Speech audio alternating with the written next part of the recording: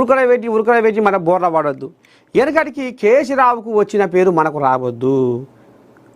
బతుకమ్మ పండుగకు మనం చీరలు ఇవ్వకపోయినా వెనక ముందు ఇచ్చినా పగడుబందిగా వాళ్ళు కట్టుకుంటే ముద్దుగా ఉంటట్టుగా ఇవ్వాలి అని కంకణం కట్టుకుంటాడ రేవంతమయ్య.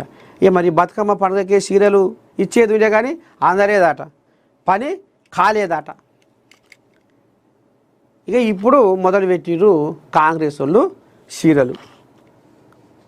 ఇక ఇందిరాగాంధీ పండుగ కానీ నిన్న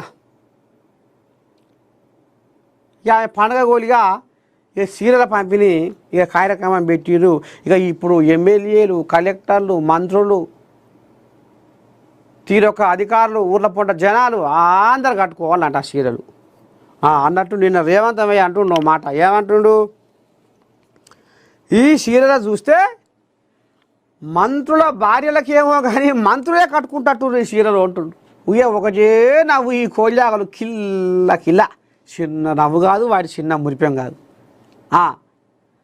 ఇక మరి సీతక్క సల్లగుండే మరి సీతక్క మరి ఈ చీరల భాగవతమంతా ఇప్పుడు సీతక్క నెత్తి మీద పెట్టిండు రేవంతమయ్య.